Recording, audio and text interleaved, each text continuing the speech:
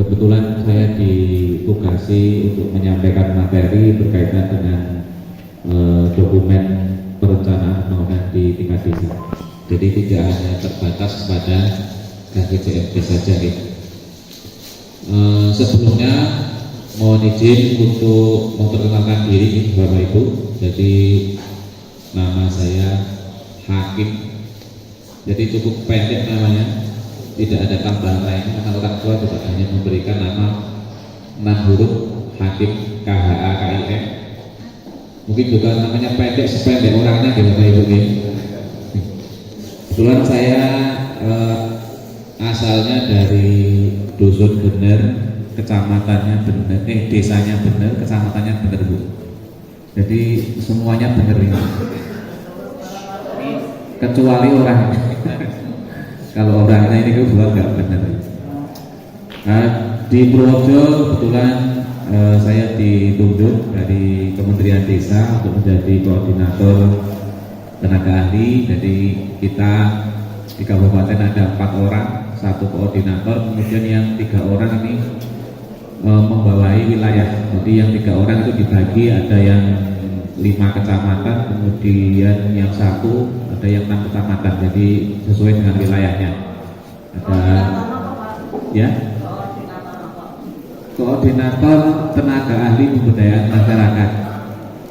Tadi disampaikan sama Bu Wiwi, jadi kalau di kecamatan itu kan ada teman-teman pendamping desa, ada teman-teman pendamping lokal desa. Kebetulan ya istilahnya saya pendamping desa yang berada di tingkat kabupaten begitu. Di Purworejo ada sekitar 161 orang pendamping totalnya untuk TA 4, kemudian PD ada berapa 46 orang, dan sisanya adalah pendamping lokal desa. Saya yakin Bapak Ibu mungkin sudah sering kepanggil ya kalau dengan teman-teman PD, teman-teman PLT. Nah, kehadiran kami ini dalam rangka untuk mengawal undang-undang desa.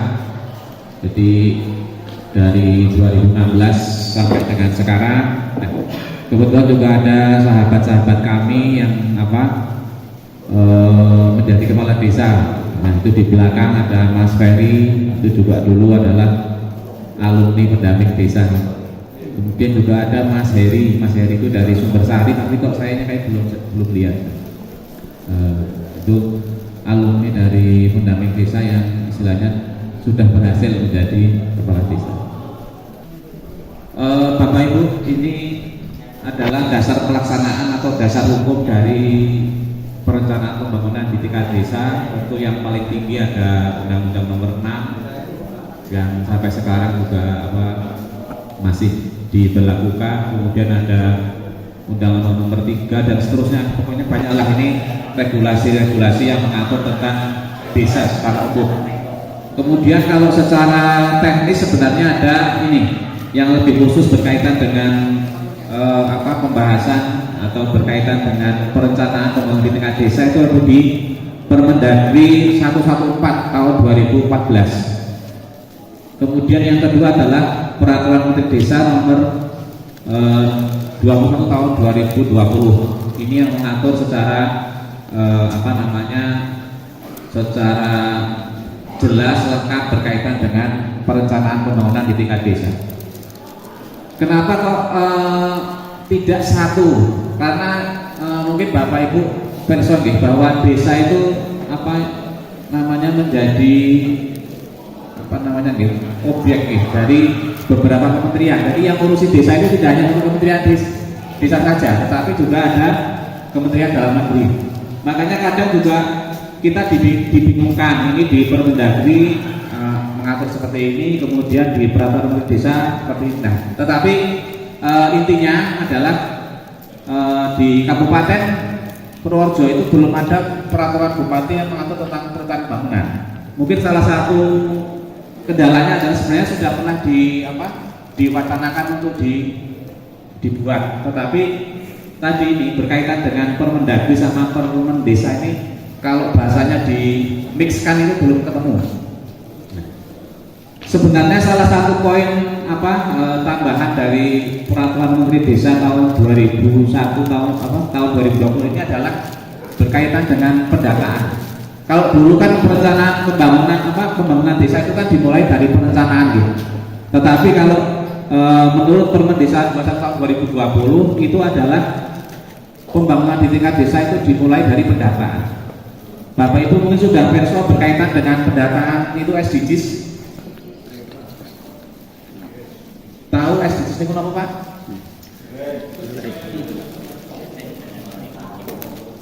SDGs itu kepanjangan dari Sustainable Development Goal. Jadi itu pembangunan yang berkelanjutan. Jadi Kementerian Desa kemudian melokalkannya menjadi SDGs desa. Jadi sebenarnya itu adalah sudah lama diwacanakan atau disampaikan oleh kementerian atau pemerintah pusat berkaitan dengan SDGs itu, tetapi kemudian dilokalkan sama Kementerian Desa. Kalau dulu ada SDGs itu sebenarnya ada 17 goal, tetapi Kementerian Desa kemudian menambah satu menjadi 18 tujuan. Nah, pendataan SDGs ini dimulai di tahun 2021. Dulu mungkin Bapak Ibu pernah didatangi oleh yang namanya enumerator. Itu ada pendataannya, ada 4 pendataan. Ada survei desa, kemudian ada survei RT, kemudian ada survei KK sama survei individu. Ini ada 4 kuesioner yang yang harus diisi. Makanya kemudian ada istilah kalau di pendataan SDGs itu no one left behind. Jadi tidak boleh ada satu warga pun yang tidak terdata. Tidak terdata artinya tidak diketahui. Jadi misalkan si A ini sebenarnya dia pekerjaannya apa, kemudian keluarganya ada berapa orang, dan seterusnya. Nah, Bapak Ibu, ini tahun kemarin dilombakan SDGs desa ini. Jadi SDGs desa itu nanti kalau di tahun 2021 itu dimulai dengan pengisian. Nah, sekarang tahapnya itu pemutahiran. Jadi memutakhirkan data yang sudah ada. Tentu dari tahun 2021 sampai sekarang kan pasti ada perubahan nih.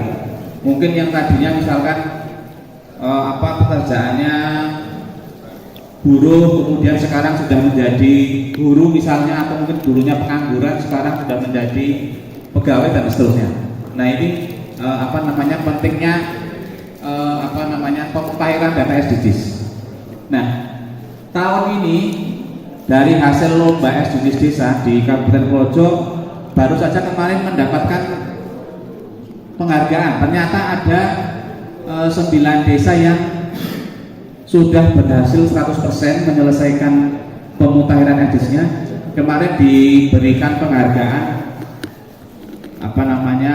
piagam sama PIN SDGs dari Kementerian Desa langsung. Di sini mungkin ada yang dari kepala desa yang kemarin mendapatkan atau diundang di dinas.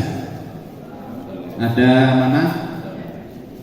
Piono salah satunya, kemudian Pandanejo itu di belakang Pak Lurahnya hadir. Nah, itu juga salah satu desa yang kemarin berhasil. Ada 9 desa, saya lupa desanya mana saja. Nah, ini berkaitan dengan regulasi yang mengatur berkaitan dengan perencanaan. Intinya adalah yang tadinya pembangunan itu dimulai dari perencanaan, tetapi dengan adanya Permen Desa 21 ini ditambahi yang pertama adalah pendataan. Jadi dimulai dari pendataan. Kemudian selain pendataan SDGs juga ada pendataan IDM. Kalau IDM Bapak Ibu tahu nggak? Indeks Desa Membangun, bukan mandiri. Kalau mandiri itu salah satu status desa. Jadi status desanya itu ada sangat tertinggal, kemudian tertinggal, kemudian ada di atasnya tertinggal berkembang, kemudian maju, terus mandiri. Nah, status desa yang paling tinggi adalah mandiri. Nah, kemudian ini ada SE Bupati ini yang mengatur tentang tahapan penyusunan dokumen kayak yang Bapak Ibu mungkin sudah dilaksanakan di penyusunan RPJMDes. Ini dalam dasarnya adalah SE Sekda. Nah, ini berkaitan dengan status kemajuan desanya. Ini tingkat perkembangan desa di Kabupaten Purworejo. Ini ada 17 desa mandiri, kemudian ada 284 yang maju, kemudian ada 218 yang berkembang. Jadi di Purworejo tidak ada yang desanya tertinggal maupun sangat tertinggal. Ini juga kemarin hasil pendataan IDM tahun ini di Kabupaten Purworejo ada 10 desa. Kalau sebelumnya 7 desa yang mandiri. Nah, tahun 2023 kemarin ada tambahan 10 desa mandiri. Kemarin juga barusan diberikan penghargaannya di acara wayangan yang di Pendopo kemarin di Kuto Arjo. Nah, Delok, kemudian kalau Pandan kemarin dapat nggak nih?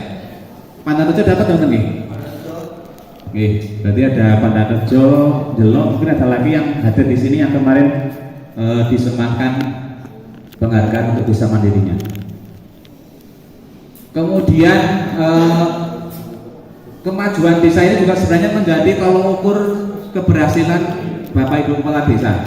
Jadi mungkin Bapak Ibu Kepala Desa dulu pas masuk awal menjadi kepala desa mungkin status desanya tertinggal atau berkembang. Tetapi setelah mungkin 2 tahun atau 3 tahun atau mungkin 2 kali menjabat kemudian statusnya meningkat, berarti itu kan sebuah prestasi gitu. Tetapi juga kadang ada yang begini, desanya itu nggak mau berkembang, nggak mau meningkat statusnya, pokoknya kepinginnya berkembang terus, alasannya nanti nggak dapat bantuan. Nah, padahal sebenarnya itu yang mau dihapuskan dari event itu yang mau dihapuskan dari Kementerian Desa. Contohnya apa? Kita ambil contoh desa mandiri, kita kan Delok ini. Karena sebelumnya berkembang apa maju, Mas? Dari sebelumnya maju nih, kemudian tahun kemarin meningkat menjadi mandiri. Nah, itu dapat rewardnya apa? Alokasi kinerja. Nah, jadi di dana desa itu kan ada beberapa alokasi ya, ada alokasi dasar, alokasi formula, afirmasi, alokasi kinerja. Nah, ini rewardnya dari kemajuan status desa itu salah satunya adalah diberikan alokasi kinerja. Jumlahnya lumayan banyak, yang menurut saya ada 255 juta. Nah, padahal itu tahun sebelumnya saja cuma berapa? 140-an. Nah, ini dari Kementerian Desa disampaikan bahwa nanti pemberian alokasi kinerja itu akan semakin meningkat, jadi semakin tinggi. Jadi ini sebenarnya harapan dari kami nih, ketika dilakukan pemutahiran data IDM, jangan takut kalau kemudian nanti hasilnya itu maju atau mandiri gitu. Jangan cuma mintanya berkembang saja. Mudah-mudahan itu, insya Allah, karena kan salah satu tolok ukur mendapatkan alokasi kinerja selain juga status kemajuan juga kinerja di pemerintahan desa itu baik. Seperti itu.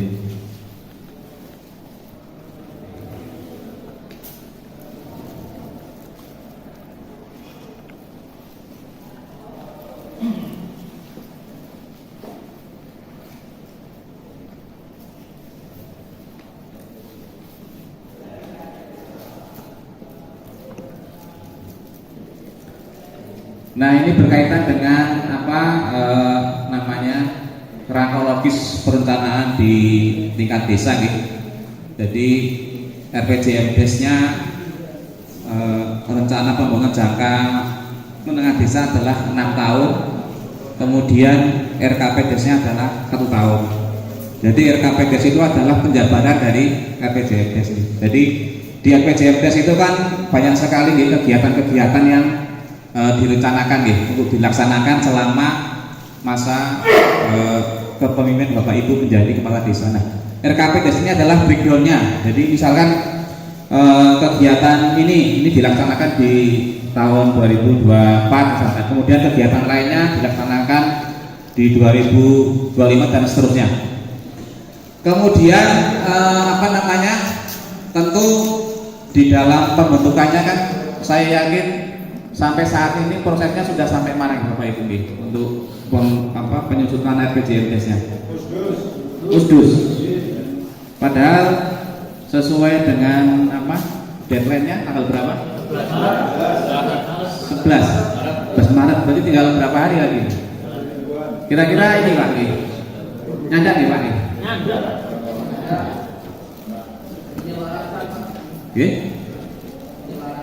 Penyelarasan.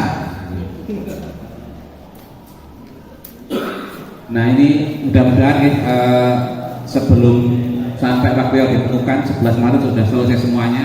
Jangan lupa untuk digandakan, kadang-kadang ini pengalaman dulu, jadi tidak dicetak, jadi hanya disimpan di di laptop atau di komputer. Kan harusnya kan dicetak, ada bentuk fisiknya dokumen RPJMDes itu. Dulu ada yang segini tebelnya, mungkin ada yang lebih tebel lagi mungkin kalau di Purworejo. Nah itu coba nanti, karena memang RPJMDes ini kan menampung semua kegiatan yang memang direncanakan untuk menjabarkan visi misi daripada kepala desa.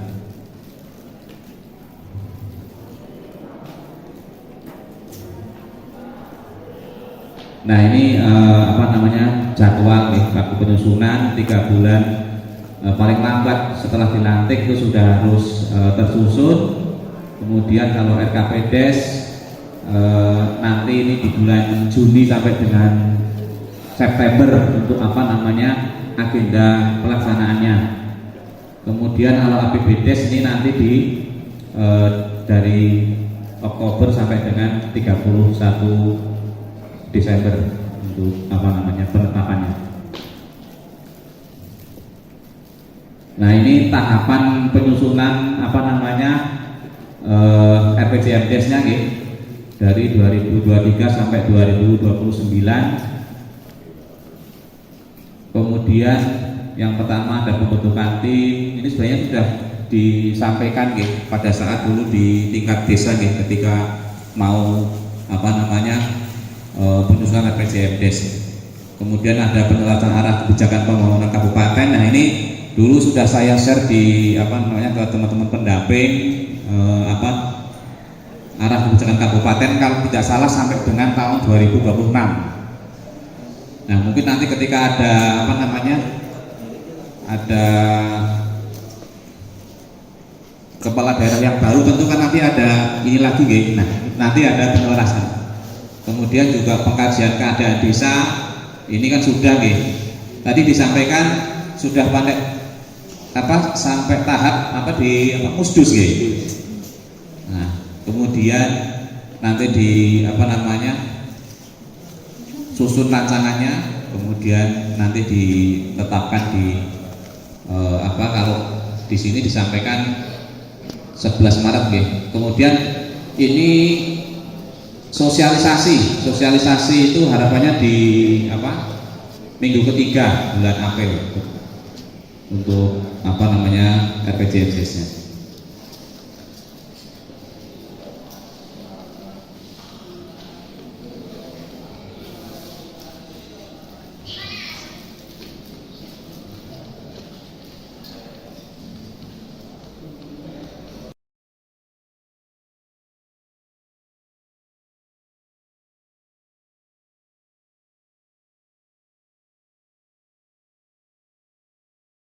Kemudian ini alurnya tadi yang saya sampaikan berkaitan dengan dimulai dari pendataan. Nah itu pendataan adalah dari SDGs dengan IDM. Kalau SDGs itu kan sebenarnya bisa dilihat di halaman laman webnya itu di dashboard sdgs.kemendesa.go.id atau di sid.kemendesa.go.id. Itu nanti bisa di-download hasilnya. Kemudian sebenarnya itu di awal dibacakan sebenarnya kalau SDGs-nya desa mana Bapak, desa Budi Pak? Kalitangkek. kali tengkek itu skor SDGs-nya berapa, kemudian nanti kira-kira yang kurang itu di mana-mana saja itu kelihatan. Kemudian selain SDGs juga ada IDM. Nah, di IDM itu kan misalkan statusnya apa kalau kali tengkek Pak? Berkembang apa maju apa? Kalau mandiri kayaknya belum. Berkembang ya. Nah, nanti itu sebenarnya ada beberapa item yang bisa kemudian menjadi rujukan loh. Ini sebenarnya kegiatan ini misalkan apa? Posyandu mungkin ada yang belum teranggarkan dan seterusnya. Biasanya kelihatan di situ dari rekomendasi baik itu SDGs maupun IDM. Nah, itu sebenarnya itu disampaikan di awal dulu pada saat sosialisasi untuk penyusunan RPJMD. Kemudian juga ini ada peta jalan SDGs ini tadi itu tahun pertama, kedua, ketiga sampai dengan nanti 6 tahun. Kalau misalkan masa jabatannya 6 tahun. Karena ada isu mau 8 tahun ya. Nah, nanti tinggal diikuti saja, tinggal nunggu regulasinya itu kira-kira mau ditetapkan apa belum gitu nih. Kemudian juga ada selain tadi dari data SDGs maupun EDM juga ada pemetaan sosial desa, PKD, pengkajian keadaan desa. Ini seperti yang biasanya atau dulu-dulu sudah sering dilaksanakan. Kemudian melalui setelah itu disampaikan di Musrenbangdes, dibahas dan seterusnya. Nanti kemudian sampai ditetapkan gitu. Nah, kalau ini tadi RPJMDes, kalau ini adalah tahapan penyusunan untuk RKPDes. Sebenarnya ini bukan tahun 2024 ya. Harusnya tahun berapa? Sekarang kan 2024. Berarti kalau pembahasan penyusunan RKPDes tahun ini berarti untuk membahas 2025 gitu. Ada penyusunan rencana, kemudian nanti pembentukan timnya juga saya yakin Bapak Ibu sudah tahu unsur-unsurnya gitu. Kalau kepala desa menjadi penasihat atau pembina gitu. Kemudian sekdes menjadi ketua. Kalau sekretarisnya dari LPMD. Kemudian juga untuk jumlah timnya karena ganjil antara 7 sampai 11, kalau rata-rata diambil berapa? 9. 11, ada yang 11 karena dibolehkan ada yang mau pakai 11, mau pakai 7, mau pakai 9, mau dipersilakan. Kemudian ini mencermati pagu indikatif desa, kemudian penyelarasan dengan program kegiatan yang masuk ke desa. Nah, ini misalkan ada kegiatan-kegiatan mungkin dari kabupaten atau provinsi yang masuk. Nah, ini kayak kemarin ada 4 desa yang menjadi pilot project untuk kegiatan dari dinas kesehatan itu ILP itu ya. Pendandojo masuk, kemudian Menanggolo, terus ada itu Lubang Kidul, satu lagi saya lupa desanya. Itu kan ada program dari pemerintah provinsi yang masuk ke desa, karena kan itu imbasnya adalah dengan penganggaran itu kan kalau kegiatan itu berkaitan dengan penganggaran honor untuk insentif, bukan honor, insentif untuk kader posyandu yang dipekerjakan di puskesmas pembantu. Kemudian ini pencermatan ulang RPJMDes, kemudian penyusunan rancangan sampai kemudian nanti ditetapkan RKPDes-nya gitu. Biasanya di di September, biasanya ada ngambilnya di September untuk penetapan RKPDes-nya. Nah, ini kalau ini sudah benar, ini tahapan untuk penyusunan RKPDes dan APBDes tahun 2025. Bapak itu nanti bisa di ini ya, kalau di kepala desa yang baru ini ada grup WA-nya nggak Pak yang baru? Ada sendiri gitu. Nah mungkin nanti kalau materi-materi berkaitan dengan ini kan mungkin bisa di-share gitu, di grup itu gitu. Ini kalau dibacakan lama banget nanti ininya. Ini kan berkaitan dengan apa namanya RKTL lah, RKTL untuk penyusunan RKPDes maupun APBDes gitu.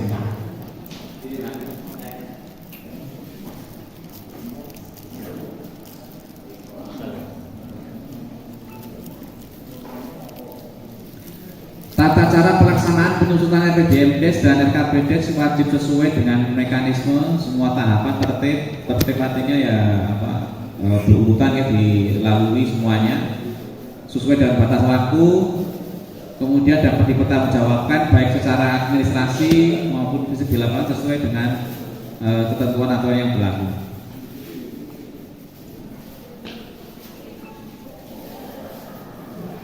Nah ini pedoman arah kebijakan perencanaan pembangunan desa di tahun 2024 ada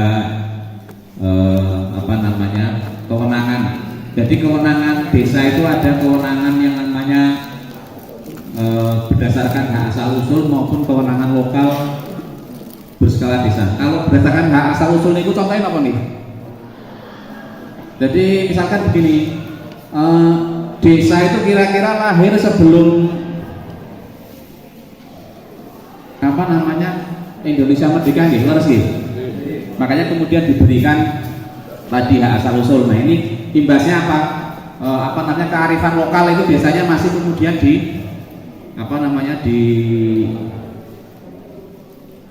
diberikan kewenangan sepenuhnya kepada desa untuk melaksanakan. Kemudian kalau kewenangan lokal berskala desa ini ada misalkan pembangunan kan macam-macam ya, ada pembangunan irigasi, pembangunan jalan dan seterusnya. Kemudian juga sebenarnya ada kewenangan yang itu diberikan oleh pemerintah di atasnya, pemerintah kabupaten, provinsi atau pusat. Kemudian ini berkaitan dengan tadi yang saya sampaikan SDGs desa. Ini pengertiannya adalah upaya terpadu pembangunan desa untuk percepatan pencapaian tujuan pembangunan berkelanjutan yang merupakan arah kebijakan pembangunan desa dan pemberdayaan masyarakat desa. Kemudian prioritas tujuan SDGs desa menjadi pedoman bagi pemerintah desa, BPD dan masyarakat dalam menentukan arah kebijakan. Kemudian serta program atau kegiatan untuk prioritas pembangunan untuk pencapaian tujuan SDGs desa. Tadi saya sampaikan berkaitan dengan SDGs desa itu ada 18 goal atau 18 tujuan. Ada desa tanpa kemiskinan, ada desa tanpa kelaparan, ada desa bersih dan seterusnya, ada 18 tujuan. Nah ini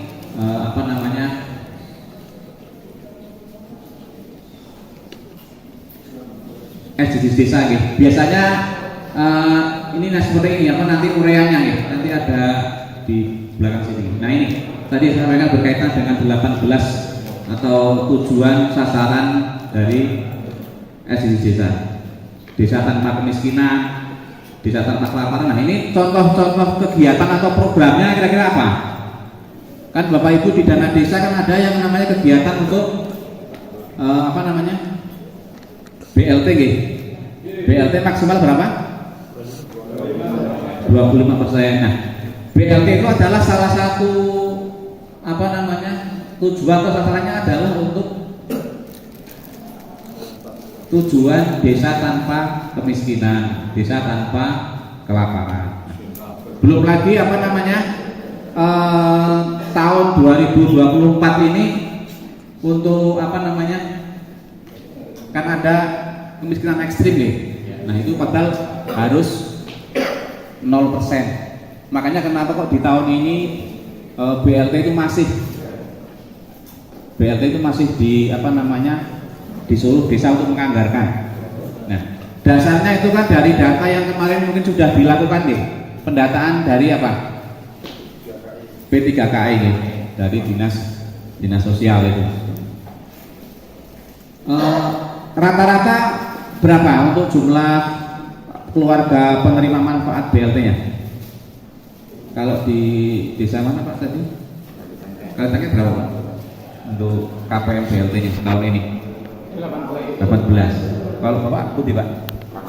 Pakem Gebang ya 11. Ada yang mungkin di bawah 5 atau di bawah 10. Jadi cuma untuk memenuhi apa? Memenuhi syarat saja.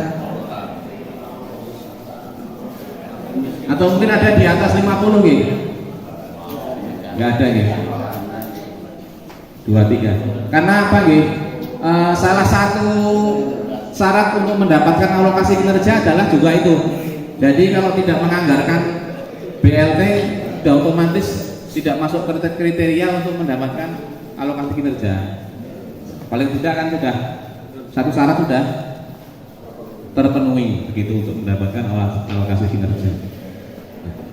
Nah, tambahan dari Kementerian Desa itu ada di nomor 18 ini. Kelembagaan kelembagaan desa yang dinamis dan budaya desa adaptif. Ini adalah tambahan dari Kementerian Desa yang sebelumnya ada 17 SDGs. Kemudian misalkan kita ambil contoh misalkan untuk pendidikan desa berkualitas. Nah ini kan misalkan pembangunan sarana prasarana misalkan untuk apa? PAUD. Kemudian juga pemberian insentif untuk kader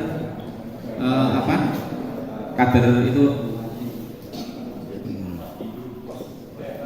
Kalau pendidikan apa?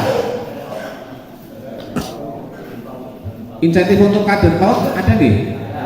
Ada. Kemudian untuk guru ngaji kan juga ada. Nah itu salah satu. Kemudian misalkan kita ambil lagi pekerjaan dan pertumbuhan ekonomi desa. Nah ini kan banyak kegiatannya nih, ada untuk permodalan BUMDes, kemudian untuk apalagi mungkin untuk kegiatan pemberdayaan, pelatihan gitu, termasuk UMKM juga. Kemudian kalau kawasan pemukiman desa berkelanjutan, nah ini mungkin berkaitan dengan RTLH, kegiatan-kegiatan yang dianggarkan untuk itu RTLH.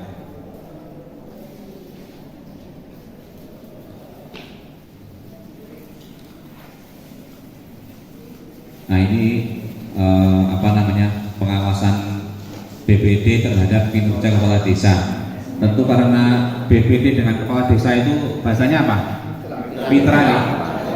Nah, ini berkaitan dengan pengelolaan keuangan, perencanaan kegiatan dan anggaran penyelenggara pemerintahan desa, kemudian pelaksanaan kegiatan pembangunan dan pemberdayaan, kemudian ada laporan realisasi pelaksanaan dan pertanggungjawaban APBDes di akhir tahun nantinya, kemudian penyusunan dan capaian pelaksanaan RPJMDes, RKPDes maupun APBDes. Nah ini bentuk pengawasan dari BPD terhadap kinerja kepala desa ini.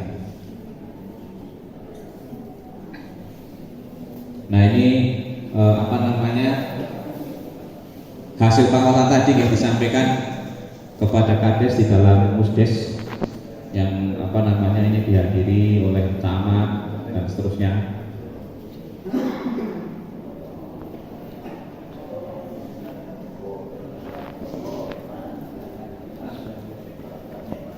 Kemudian ini bagaimana agar perencanaan kegiatan di tingkat desa itu juga bisa terlaksana, harus dikawal betul bagaimana capaiannya. Kemudian ini titip pesan berkaitan dengan peserta dari penyusunan RPJMDes maupun RKPDes.